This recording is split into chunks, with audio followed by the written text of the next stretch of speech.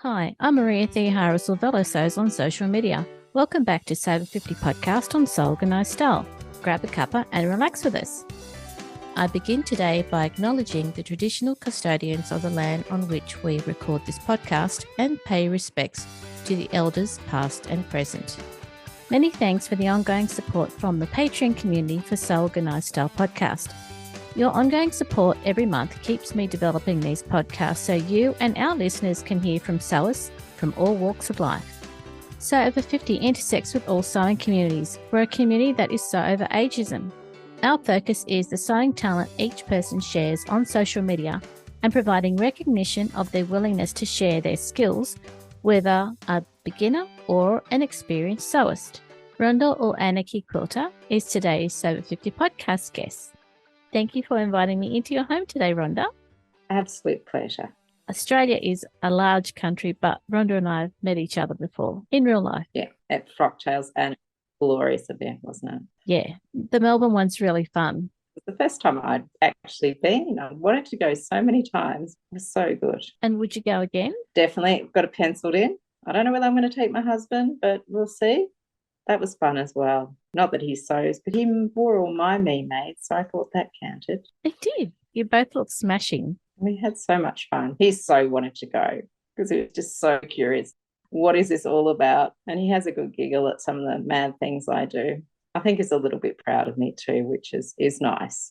Oh, great. So it would have answered some of the questions in his mind about what you do. What was his feedback to you after the night? He said that some of the women were really supportive, particularly some of the younger women seemed to be really thrilled that men were game to go as well. But he thought that some of the older women were definitely giving him the message that men were not allowed. Wow. Yeah. And him and Stan, who's my friend Sandra's husband, because we decided to do it together, me and Sandra. And we really should take the boys because they'll both love this because they like a bit of attention, to be fair.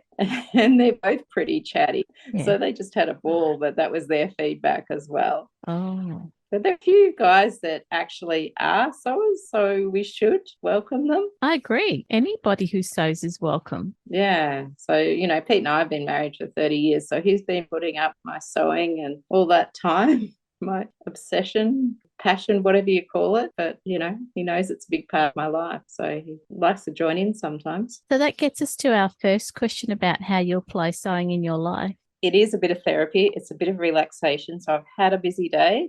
I set things up, just little jobs that I can do so that when I come home a bit tired and just need to relax and do something, I'll just do that thing. So there's no prep time. Today I just had my quilting machine. I'm halfway through a wearable art quilted coat. It is due to go into, hopefully it'll get accepted for the exhibition I'm making it for. That was on my quilting frame, and I got on my quilting machine and did a bit of free motion quilting and just loved it. It was so good because I've got a stain and a proper long arm. Your exhibit that you just dropped the hint about, what's that going to be about and when? Well, it is Australasian Quilt Convention, and that's the start of it. This one's going to go into what they're calling the Australian Quilt Show, and there's lots of categories. And it's only started last year, and I did enter and get a piece in last year, but it was a quilt. So this is going into the recycle reuse category. So you're allowed to recycle a quilt and make it into wearable art. And I was just so excited when I worked this out because I thought, beautiful, two things. And I immediately went and found a quilt that I'd made 7 years ago that's been languishing in the cupboard, and I dyed it. And one of those Dylon machine washable dyes, it did fluff everywhere, it got holes in it. I don't know how that happened. Anyway, it looks more recycled. And it's beautiful because it's there's some pattern fabrics, but the different colors of fabrics kind of take the dye onto different degrees.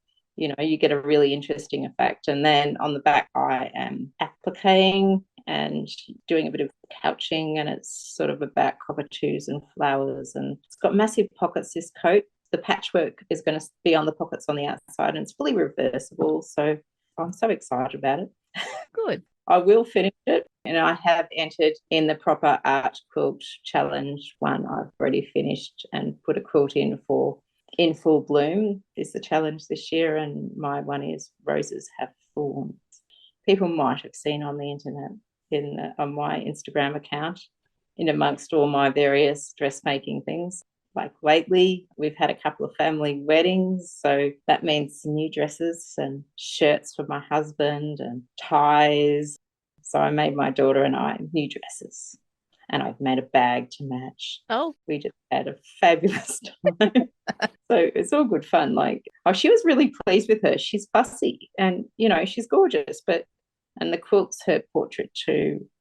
You can be obsessed with your daughter and just think they're wonderful, can't you? of course you can. So I made her this backless little dress because I thought it was so cool. Covers up all the neckline and just that back view. And she was so excited because she's like, you will see some of my rib tattoo, Mum.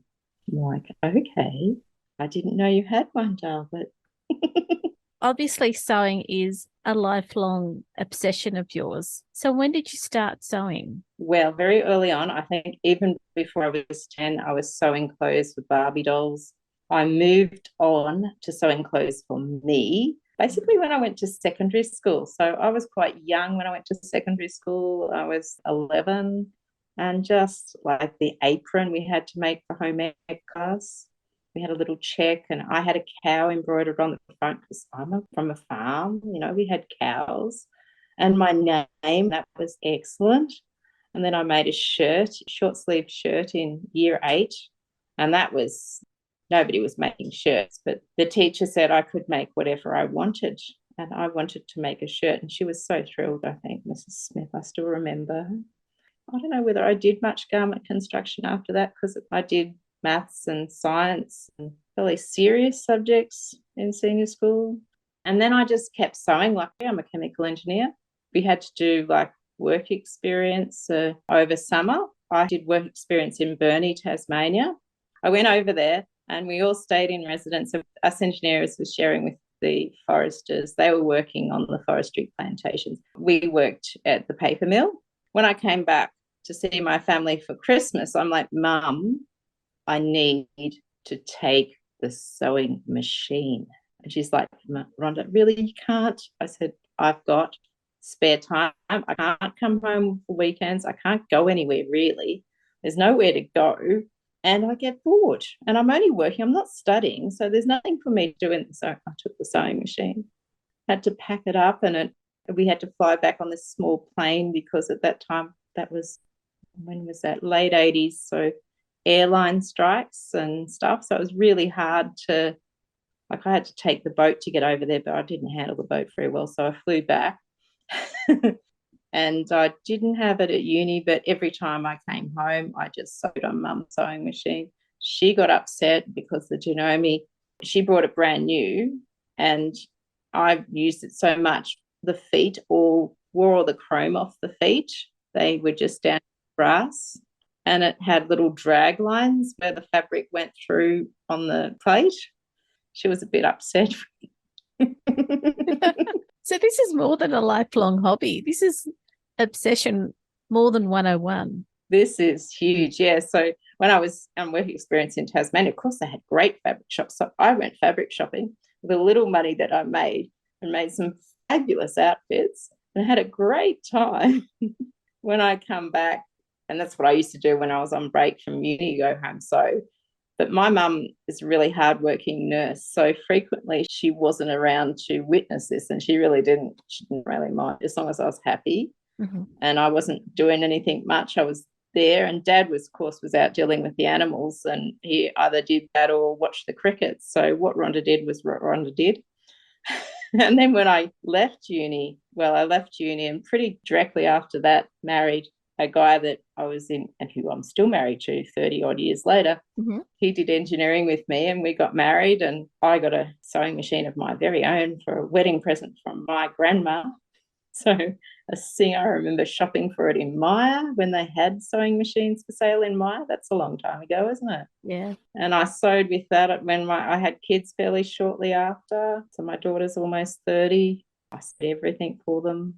My sons, there's only 17 months between them. They had matching outfits, like little fleecy numbers. She'd have a dress with all teddy bears over it, and he'd had a little pair of pants. And I can remember sewing because, it's pretty chaos having kids. And I do tell people that, yes, I did have one of those big wooden playpens.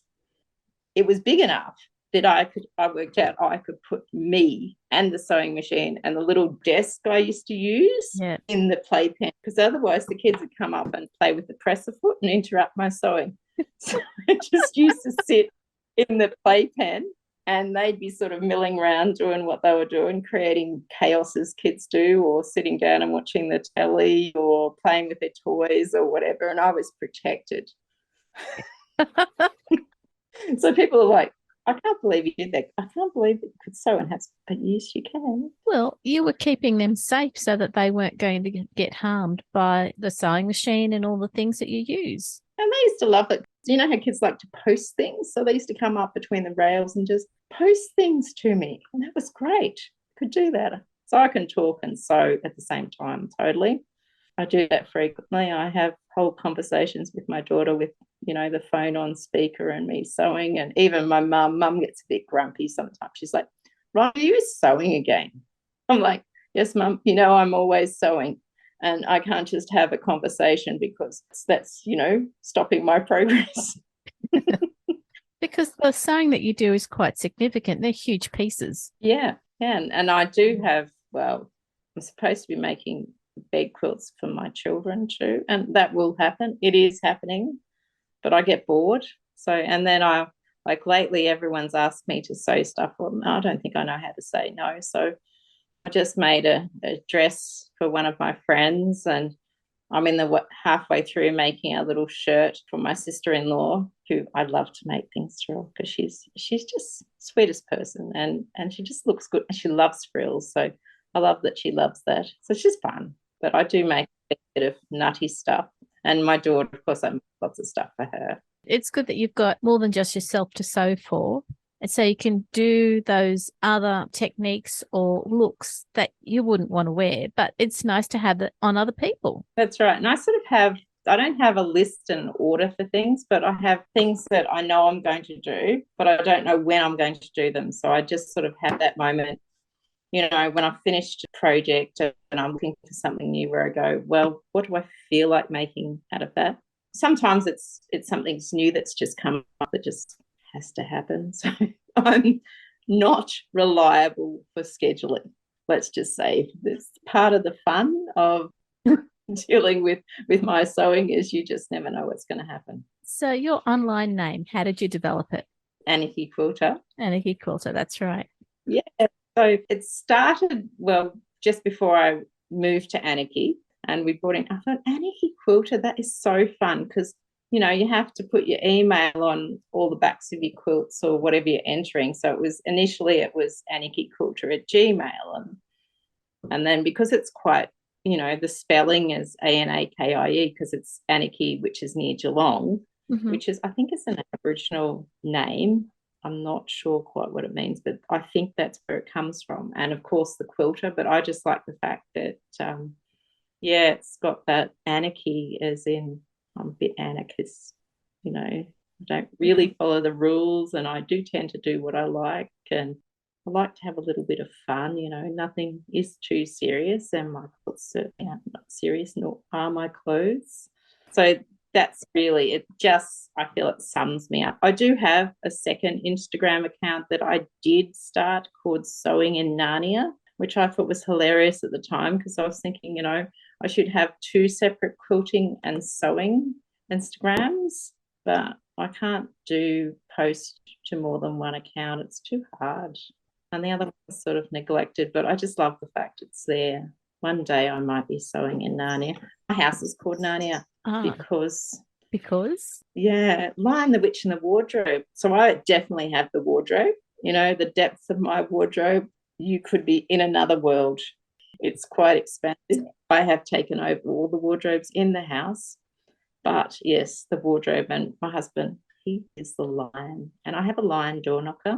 Maybe I'm the witch. If you ask the year eights, I'm probably the witch. So you've moved from engineering to teaching. Yeah, I did postgraduate Bachelor of Education. They don't have that degree anymore. But I actually did a combined primary and secondary. I'm never very good at primary. It's not my thing.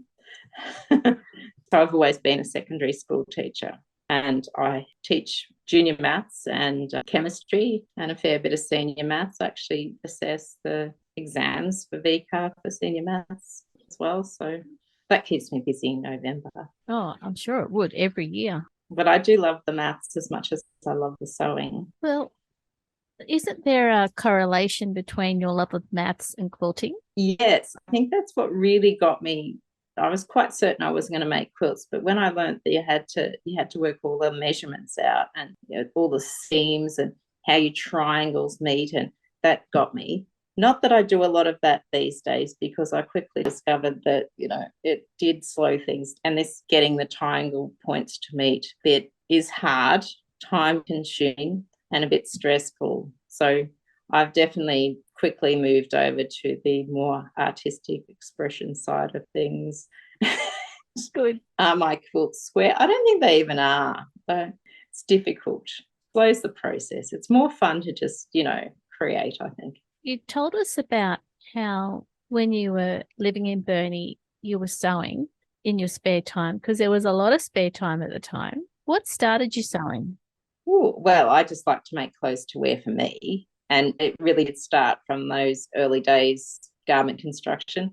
My grandma was a sewer too, so she used to make clothes, and she did make school uniforms for me. And so I think it's just, I still have that excitement for starting a project, finishing it, putting it on and going, yes, that is just perfect.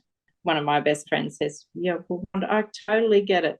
If you went shopping, it'd take you, I don't know how long to find something like that. You can put it together in less time than that and, get exactly what you want, which I admit, when you're learning to sew, which, even now I still have learning moments where things don't go my way. Mm-hmm. Sometimes it's not quite right and you do have to work on it a bit, but eventually, you do get that real moment of satisfaction when you've gone, yes, I have really made this, and you've just had such a good time. That's how I feel. It's my favourite thing.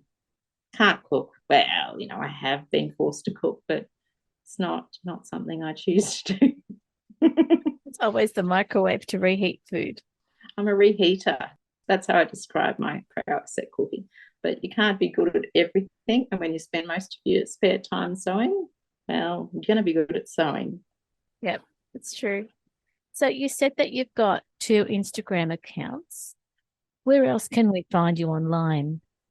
Well, I did used to have a blog, and I think it's still attached to my Anarchy quilter thing, but I haven't touched it in years. I keep telling myself that I should write a blog post. I do write some long Instagram posts, but that's probably as much as my attention span can manage. Okay. So Instagram only, hey? Yes. Yeah. Yes. Okay. It's just so instantaneous, and you just do it and you move on to the next thing. We'll hear more from Ronda next week, listeners, as we go into discussing SewOver50, ageism, and our support for Lindy of Stocks Patterns. Now, Lindy is an Australian designer based in Berlin, and we've heard from her on the podcast a few times now, which is great. Lindy and 2 of her peers are running the Red Dress Challenge this month in support of women, specifically International Women's Day on the 8th of March. The Red Dress Challenge is an optimistic initiative to wear a red dress, making women visible and showing strength and asserting our place in the world with joie de vivre. You can find out more through Stocks Patterns on Instagram. This episode of SewOver50 podcast on Sew Organised Style was produced by me, Maria Thea Harris, with permission of Ronda, sound by bensound.com. Listeners, please direct message Judith and Sandy at SewOver50 to give them your support for the SewOver50 account. As you know, Judith is undertaking some interesting research that I know you'll want to help her out with. If you have time, also let Judith and Sandy know how you'd like to support SewOver50 behind the scenes this year. SewOver50 Live for SewOver50 account with Bird and Molly continues this year. You can subscribe to Sew Organised Style podcast, but with an S, not a Z, on all good podcast apps. If you are a YouTube person, a library of Sew Organised Style podcasts are being loaded onto the YouTube account with a few visuals to really show you what we're chatting about. Make sure you go back and listen to our free SewOver50 podcast archive. And if you can, consider supporting the production of this podcast on Patreon. We look forward to joining you in your sewing room next time. Stay safe, everyone.